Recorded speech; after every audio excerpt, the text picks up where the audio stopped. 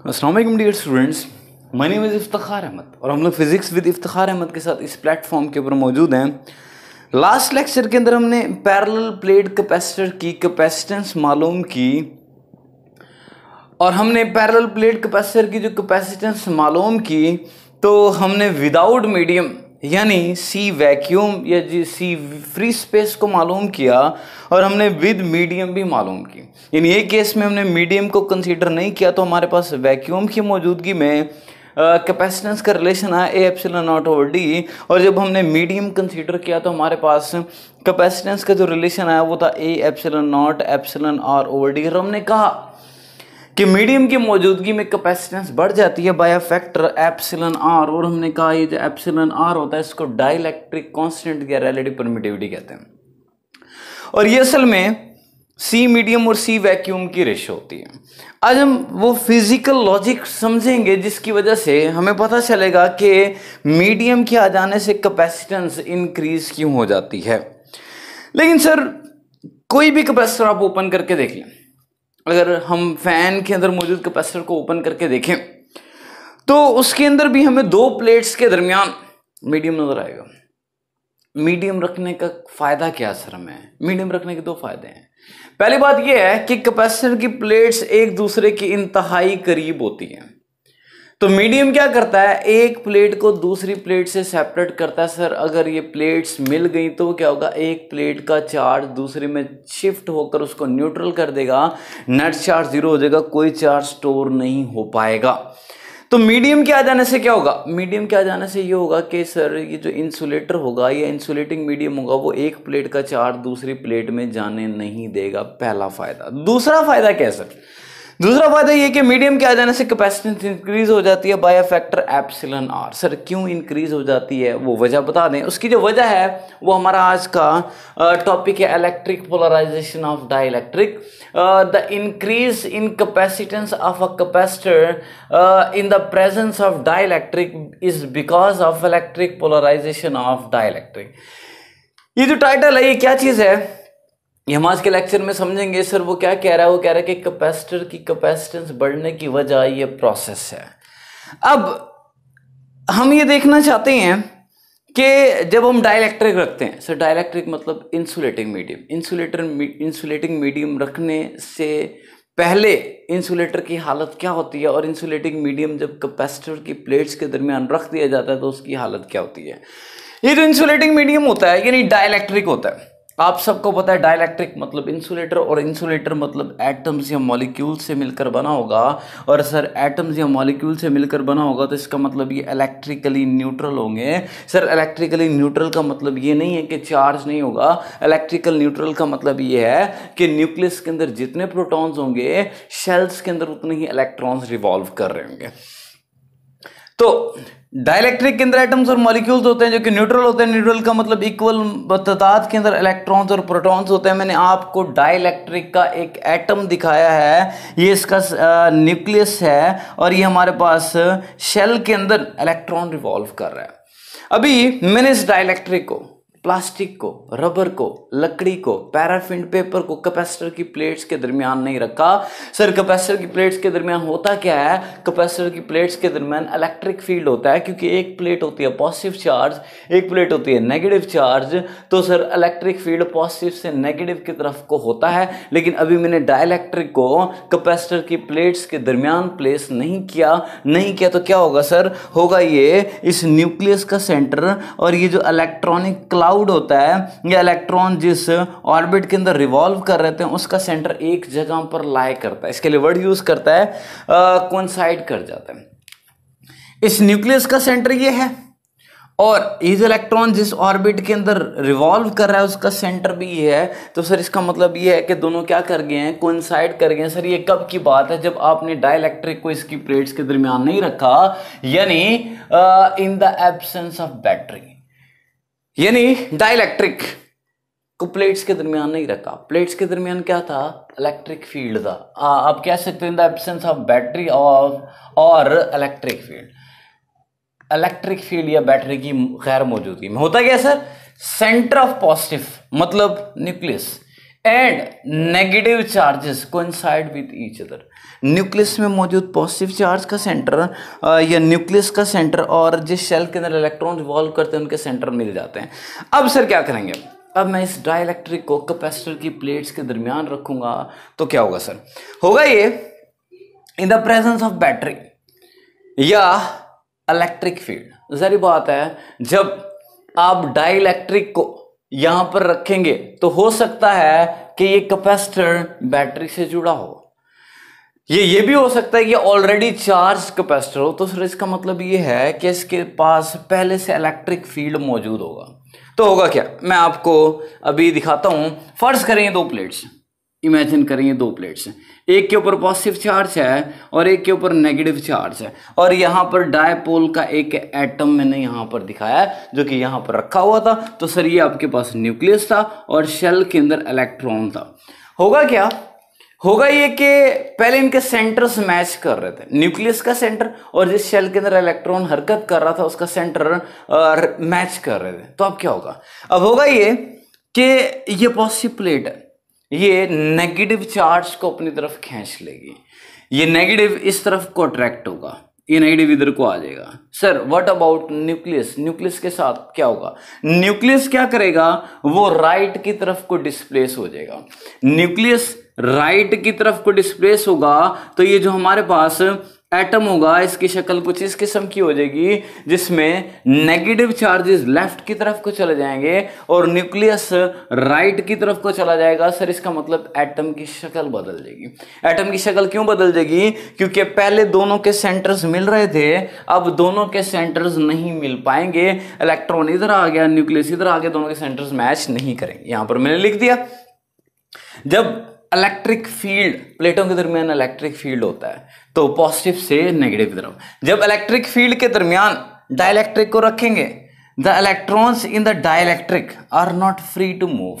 ये जो डाइलेक्ट्रिक चूंकि इंसुलेटर होता है और इंसुलेटर के अंदर आपको पता है फ्री इलेक्ट्रॉन्स नहीं होते, बाउंडेड इलेक्ट्रॉन्स होते हैं, वो अपना एटम को छोड़ के कहीं नहीं जाएंगे। तो सर क्या होगा, the electrons in the dielectric are not free to move. When the electric field is applied, then the electrons and nuclei undergo a slight displacement। Sir कहने का मतलब क्या, कहने का मतलब ये है कि ये जो इलेक्ट्रॉन होगा ये एटम को छोड़ के बाहर नहीं जाएगा, बल्कि ये क्या होगा, ये जो इलेक्ट्रॉन होगा ये स्लाइटली डिस्प्लेस होगा। किस प्लेट की तरफ को, पॉजिटिव की तरफ को। सर न्यूक्लियस क्या होगा, ये स्लाइटली डिस्प्लेस होगा किस प्लेट की तरफ को, नेगेटिव प्लेट की तरफ को। अब सर होगा क्या, ये जो एटम है इसका एक सिरा नेगेटिव हो जाएगा और इसी एटम का दूसरा सिरा पॉजिटिव हो जाएगा। तो सर जब एक एटम का एक सिरा पॉजिटिव हो जाए और एक सिरा नेगेटिव हो जाए, दरमियानी फासला हो, यानी एक सिरा पॉजिटिव हो गया एक सिरा नेगेटिव हो गया और दरमियान में कोई डिस्टेंस हो, तो हम कहते हैं कि एटम डायपोल बन गया। एटम क्या बन गया, डायपोल बन गया। सर डायपोल क्या होता है, two equal but opposite charges, दो मिकदार में बराबर होंगे लेकिन ओपोजिट होंगे। Two equal and opposite charges separated by a small distance, इनका दरमियानी फासला कम होगा, ये मिलकर क्या बनाते हैं, डायपोल बनाते हैं। तो सर इसका मतलब ये है कि यहां पर डायपोल फॉर्मेशन हो जाती है। जब भी आप डाइलेक्ट्रिक को प्लेस करते हो तो डाइलेक्ट्रिक क्या हो जाता है, पोलराइज हो जाता है, उसकी पोलराइजेशन हो जाती है, उसके दो पोल्स बन जाते हैं, एक सिरा थ्रू आउट पॉजिटिव बन जाता है, एक सिरा थ्रू आउट नेगेटिव बन जाता है। सर इससे होगा क्या, इससे होगा ये, मैंने ये वो चार्ज कैपेसिटर लिया, चार्ज कैपेसिटर ये पॉजिटिव ये नेगेटिव, इलेक्ट्रिक फील्ड प्लेटों का, एक पॉजिटिव प्लेट ये negative plate, electric field positive से नेगेटिव की तरफ आपको शो करा दिया। अब मैंने इसके दरमियान रखा डाइलेक्ट्रिक, प्लास्टिक, रबर या लकड़ी, कोई भी डाइलेक्ट्रिक प्लेस कर लिया। जब डाइलेक्ट्रिक प्लेस किया तो डाइलेक्ट्रिक के मैं आपको 8 एटम्स दिखा रहा हूं, वैसे तादाद में मिलियंस ट्रिलियंस बहुत ज्यादा अमाउंट के अंदर एटम्स होंगे, लेकिन मैंने चंद एक यहां पर शो कराए हैं। होगा क्या, इन सब एटमों के साथ वही काम होगा जो इस एक एटम के साथ हुआ था। सर क्या हुआ था, इसका एक सिरा जो पॉजिटिव प्लेट की तरफ को होगा वो नेगेटिव बन जाएगा और जो नेगेटिव प्लेट की तरफ को होगा वो पॉजिटिव हो जाएगा। यानी सर ये जो एक एटम है चूंकि पॉजिटिव प्लेट है ये नेगेटिव को अपनी तरफ को अट्रैक्ट कर लेगा और ये जो आपके पास नेगेटिव प्लेट है, ये पॉजिटिव को अपनी तरफ को अट्रैक्ट कर लेगा। तो आप देख सकते हैं पूरे का पूरा डाइइलेक्ट्रिक पोलराइज हो चुका है, उसके दो पोल्स बन चुके हैं, डायपोल फॉर्मेशन हो गई है। इससे होता क्या सर? इससे होगा ये कि यहां पर दो इलेक्ट्रिक फील्ड्स जन्म लेंगे। एक तो सर पहले से मौजूद था प्लेट्स का, लेकिन एक और इलेक्ट्रिक फील्ड आ जाएगा। वो किसका होगा? वो डायपोल्स का होगा। इलेक्ट्रिक फील्ड किस तरफ को होता है? आप सबको मालूम है, पॉजिटिव से नेगेटिव की तरफ, या टुवर्ड्स डिक्रीजिंग पोटेंशियल होता है। सर ये प्लेट्स पॉजिटिव, ये नेगेटिव, ये प्लेट का इलेक्ट्रिक फील्ड राइट पे होगा। Sir what about dipoles? Dipoles का भी एक इलेक्ट्रिक फील्ड होगा, वो भी पॉजिटिव से नेगेटिव की तरफ को होगा। सर ये पॉजिटिव, ये नेगेटिव, ये पॉजिटिव, ये नेगेटिव, तो सर इसका मतलब डायपोल्स का इलेक्ट्रिक फील्ड लेफ्ट पे होगा। अब सर इससे होगा क्या? दो फील्ड हो गए, अगर दोनों फील्ड्स एक ही डायरेक्शन में हो, चूंकि वेक्टर्स हैं तो ऐड हो जाते हैं। अगर दो फील्ड्स ऑपोजिट डायरेक्शन में हो तो सर इसका मतलब ये दोनों क्या होंगे? सब्ट्रैक्ट हो जाएंगे। तो सर अब नेट फील्ड पे क्या फर्क होगा? आपको एक काम करना पड़ेगा, नेट इलेक्ट्रिक फील्ड मालूम करने के लिए इन दोनों को सब्ट्रैक्ट करना पड़ेगा। किस में से किसको करेंगे? आमतौर पे प्लेट्स का इलेक्ट्रिक फील्ड ज्यादा होता है, जबकि डायपोल का इलेक्ट्रिक फील्ड कम होता है, क्योंकि प्लेट के इलेक्ट्रिक फील्ड की वजह से ही इसका इलेक्ट्रिक फील्ड डेवलप होता है। तो सर इसके इलेक्ट्रिक फील्ड में से इसके इलेक्ट्रिक फील्ड को माइनस कर देंगे, लेकिन सर चूंकि आपने माइनस किया है तो जब नेट में हम बात करेंगे तो हम कहेंगे कि नेट में इलेक्ट्रिक फील्ड रिड्यूस हो गया, कम हो गया। यानी डाइइलेक्ट्रिक के आ जाने से, जब डाइइलेक्ट्रिक नहीं था तो इलेक्ट्रिक फील्ड प्लेट्स का अकेला था, लेकिन जब डाइइलेक्ट्रिक आ गया तो दो इलेक्ट्रिक फील्ड हो गए, दोनों ऑपोजिट डायरेक्शन में आ गए। तो जब ऑपोजिट डायरेक्शन में आ गए तो नेट इलेक्ट्रिक फील्ड कम हो गया, क्योंकि सब्ट्रैक्शन हो रही है। जबकि हमने पढ़ा हुआ इलेक्ट्रिक फील्ड बराबर होता है नेगेटिव ऑफ पोटेंशियल ग्रेडियंट। हमने कहा था ये नेगेटिव शो करता है कि ई की direction towards the decreasing potential होती है, और पोटेंशियल डिफरेंस को सिंपली वी बोल देते हैं, और प्लेट्स के दरमियानी फासला जो होता है हमने उसको डी बोला था। डिस्टेंस बिटवीन द प्लेट्स या सेपरेशन बिटवीन द प्लेट्स को डी बोला था। लेकिन इस पूरे प्रोसेस के दौरान जब आपने डाइइलेक्ट्रिक को प्लेस किया है तो हमने कहीं पर ये नहीं कहा कि प्लेट्स का दरमियानी फासला हमने ज्यादा कर दिया या प्लेट्स का दरमियानी फासला हमने कम कर दिया। जब डाइइलेक्ट्रिक को प्लेस किया तो आपने डिस्टेंस को सेम रखा है। अगर ये चीज सेम है तो इसका मतलब ई का वी के साथ डायरेक्ट रिलेशन होगा, ई का वी के साथ डायरेक्ट रिलेशन होगा। चूंकि नेट में ई कम हो चुका है सब्ट्रैक्शन की वजह से, तो हम क्या कहेंगे? पोटेंशियल डिफरेंस भी कम हो चुका है। ये जो प्लेट्स के दरमियान पोटेंशियल डिफरेंस है वो भी कम हो चुका है, और हमें पता है Q इज इक्वल टू होता है CV। हम ये देखना चाहते हैं कि कैपेसिटेंस क्यों इंक्रीज कर जाती है। चूंकि कैपेसिटेंस को देखना चाहते हो आप तो V साइड पर आकर डिवाइड हो जाएगा। C किसके बराबर आ जाएगा? Q ओवर V के बराबर आ जाएगा। लेकिन सर एक बात है, प्लेट्स के ऊपर चार्ज के ऊपर तो कोई फर्क नहीं आया। यानी सर चार्ज पहले जितना था डाइइलेक्ट्रिक को प्लेस करने के बाद भी उतना ही आ रहा है। चार्ज सर यहाँ पर क्या रहा है? सेम रहा है, लेकिन चूंकि पोटेंशियल डिफरेंस कम हो गया तो कैपेसिटेंस बढ़ जाएगी। चूंकि पोटेंशियल डिफरेंस कम हो चुका है तो कैपेसिटेंस में इजाफा हो जाएगा। अच्छा, लेकिन सर इसकी फिजिकल लॉजिक क्या है कि पोटेंशियल डिफरेंस कम कैसे हो गया?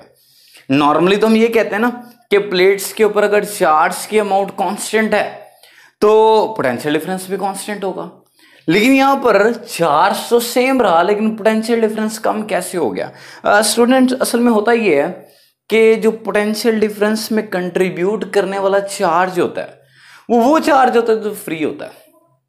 मतलब जब ये डाइइलेक्ट्रिक नहीं था तो इस प्लेट के ऊपर जितना भी पॉजिटिव चार्ज था वो फ्री था, इस प्लेट के ऊपर जितना भी पॉजिटिव चार्ज था वो फ्री था। जब वोल्ट मीटर को कनेक्ट करेंगे वोल्ट मीटर ज्यादा रीडिंग देगा। लेकिन सर जब डाइइलेक्ट्रिक को प्लेस किया तो इस प्लेट का ये पॉजिटिव इसके साथ अट्रैक्ट हो गया, ये इसके साथ अट्रैक्ट हो गया, ये इसके साथ अट्रैक्ट हो गया, ये इसके साथ अट्रैक्ट हो गया। अब जब मैं वोल्ट मीटर कनेक्ट करूंगा तो वोल्ट मीटर के अंदर ये कोई कंट्रीब्यूशन नहीं देगा, ये भी नहीं देगा, ये भी नहीं देगा, ये भी नहीं देगा। सर तो देगा कौन सा? ये जो फ्री रह गया है। ये फ्री रहने वाला सर चूंकि कम हो चुका है, तो इसका मतलब ये है कि जो वोल्ट मीटर रीडिंग देगा वो हमें कम रीडिंग देगा, और वोल्ट मीटर पोटेंशियल को मेजर करता है या पोटेंशियल डिफरेंस को मेजर करता है। पोटेंशियल डिफरेंस अगर कम रीडिंग मिलेगी हमें, तो इसका मतलब कैपेसिटेंस ज़्यादा हो जाएगी। स्टूडेंट इस क्वेश्चन को ध्यान से समझिएगा, और अगर ये मतलब क्लियर नहीं होता तो आप वीडियो को दोबारा देख सकते हैं। अच्छा, मेरे चैनल को सब्सक्राइब करना मत भूलिएगा, और साथ ही जब आप सब्सक्राइब करेंगे तो बेल आइकन को प्रेस करना मत भूलिएगा, ताकि आपको फर्दर वीडियोस के नोटिफिकेशंस आते रहें। Thank you so much. अल्लाह हाफिज़।